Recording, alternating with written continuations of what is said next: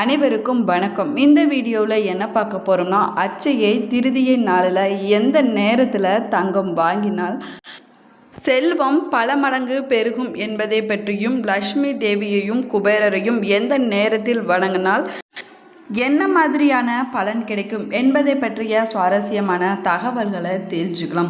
வீடியோவை ஸ்கிப் பண்ணாமல் முழுசாக பாருங்கள். நம்ம சேனலுக்கு புதியவராக இருந்தீங்கன்னா இன்னும் சேனலை சப்ஸ்கிரைப் பண்ணாமல் இருந்தீங்கன்னா சப்ஸ்கிரைப் பண்ணிக்கோங்க. கூடவே இருக்கிற பெல் ஐக்கானையும் கிளிக் பண்ணிக்கோங்க. வாங்க வீடியோக்குள்ளே போகலாம். மகாலட்சுமி உங்களுக்கு பிடிக்கும்னா ஓம் மகாலட்சுமியே போற்றி என்ற மந்திரத்தை கமெண்ட் பாக்ஸில் மறக்காமல் கமெண்ட் பண்ணுங்கள். அட்சய திருதியை என்பது மிகவும் முக்கிய நாளுன்னு சொல்லலாம். சித்திரை மாத வளர்பிறை திருதியை நாளில் அட்சய திருதியை கொண்டாடப்படுகிறது. அது மட்டும் இல்லாமல் அன்று செய்யப்படும் தான தர்மங்கள் எண்ணற்ற பலன்களை கொடுக்குன்னு சொல்லலாம். தங்கம் வாங்குவதற்கு இந்த அட்சய திருதியை நாள் சிறந்த நாளாகவும் சொல்லலாங்க. அன்று குறிப்பிட்ட நேரத்தில் தங்கம் வாங்கி லக்ஷ்மி தேவியை வழிபட்டால் செல்வம் மும்மடங்கு பெருகுன்னு சொல்லலாங்க. இந்த நாள் பார்த்திங்கன்னா வைசாக மாதம் என்று சொல்லக்கூடிய சித்திரை மாதத்தில் வருகின்ற வளர்பிறை திருதியை நாளில் அட்சய திருதியை கொண்டாடப்படுதுங்க. அட்சய திருதியை என்ற சொல்லுக்கு அல்ல குறையாமல் பெருகுவது என்பது பொருளாகவும் சொல்லப்படுதுங்க.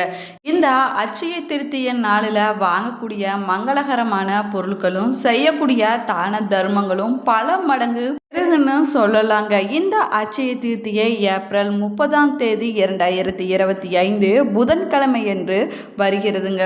பொன் கிடைத்தாலும் புதன் கிடைக்காதுன்னு சொல்லுவாங்க. அப்படிப்பட்ட ரோகிணி நட்சத்திரம் மற்றும் புதன்கிழமை சேர்ந்து வரும் நாளில் இந்த அட்சய திருதியை கொண்டாடப்படுவது மிகவும் சிறப்பானதாகவும் சொல்லலாங்க.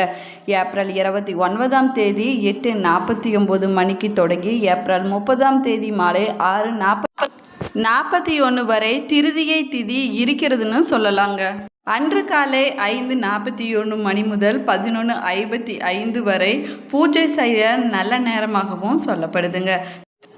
அட்சய திருதியை நாளில் தங்கம் வாங்குவதற்கு ஏப்ரல் 29ஆம் தேதி மாலை நேரம் முதல் ஏப்ரல் 30ஆம் தேதி மதியம் 2:12 வரை நல்ல நேரமாகவும் சொல்லப்படுதுங்க. இந்த நாளில் செய்யக்கூடிய தான தர்மங்கள் பல மடங்கு புண்ணியத்தை தருன்னு சொல்லலாங்க.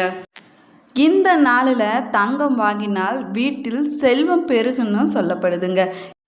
இந்த நாளில் செய்யக்கூடிய ஜபம், யாகம், பித்ரு தர்ப்பணம், தானம் போன்ற ஆன்மீக செயல்கள் அனைத்துக்கும் பல மடங்கு பலன் இருக்குதுன்னு சொல்லலாங்க. அட்சய திருதியை நாளில் தங்கம் வாங்கினால் அதிர்ஷ்டம் வரும்னு சொல்லுவாங்க. ஏப்ரல் 30ஆம் தேதி காலை 5:49 மணி முதல் மதியம் 2:12 வரை தங்கம் வாங்குவதற்கு மிகவும் நல்ல நேரம்னு சொல்லலாங்க. இந்த நேரத்தில் லக்ஷ்மி மற்றும் குபேரருக்கு பூஜை செய்வது மும்மடங்கு பலன்களை கொடுக்குன்னு சொல்லலாங்க. இந்த ஆண்டு வரக்கூடிய அட்சய திருதியை நாளில் சோபன் யோகம் இருக்கிற வேளையில் லக்ஷ்மி தேவியை வழிபட்டால் வீட்டில் செல்வம் பெருகுன்னு சொல்லலாங்க.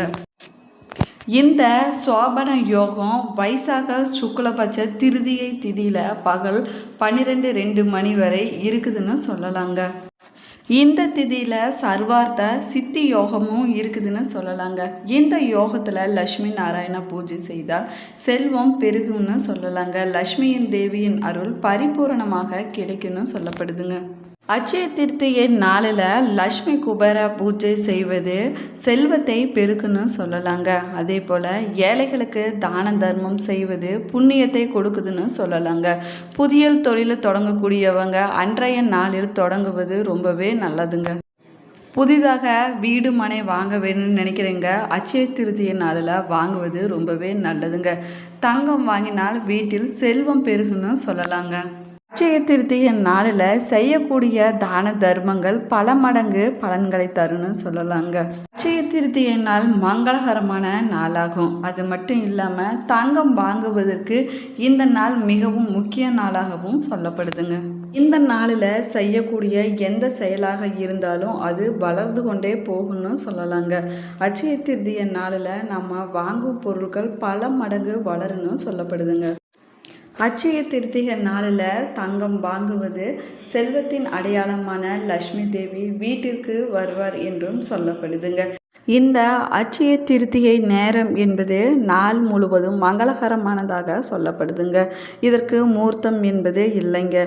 இருந்தாலும் பலர் தங்கத்தை வாங்குவதற்கு காலை நேரத்தையே விரும்புகிறாங்க. போல அட்சய திருத்திய நாளில் கிருஷ்ணர் தனது நண்பரான சுதாமாவுக்கு அழியாத செல்வத்தை வழங்கியதும் இந்த அட்சய திருத்திய நாளில் என்றும் சொல்லலாங்க. இந்த நாளில் கிருஷ்ணர் ஒரு ஏழை விவசாயியான சுதாமாவுக்கு அழியாத செல்வத்தை வழங்கியதாகவும் சொல்லப்படுதுங்க. இப்படி கிருஷ்ணர் சுதாமாவுக்கு அழியாத செல்வத்தை வழங்கியதன் மூலம் அவருடைய தாராள மனப்பான்மை மற்றும் நண்பர்களுக்கு உதவுவதன் முக்கியத்தை எடுத்து காட்டுகிறது என்று சொல்லலாங்க. திரேத யுகம் தொடங்கியது அட்சய திருத்திய நாளில் தான் சொல்லலாங்க. திரேத யுகம் என்பது நியாயம், தர்மம் மற்றும் செழிப்பின் யுகமாகவும் சொல்லப்படுதுங்க. இந்த நாள் மக்கள் எல்லாம் கோவில்களில் வழிபாடு செய்வதற்கும் தான தர்மங்கள் செய்வதற்கும் மற்றும் தங்க வாங்குவதற்கும் இந்த அட்சய திருதியை நாள் ஏற்ற நாளாகவும் சொல்லப்படுதுங்க. இந்த நாளில் தங்கம் வாங்குவதால் குடும்பத்தில் செல்வாக்கும் சமூகத்தில் அந்தஸ்தும் அதிகரிக்குன்னு சொல்லலாங்க. இந்த நாளில் தான தர்மங்கள் மற்றும் அன்னதானம் செய்வது ரொம்பவே நல்லதாகுங்க.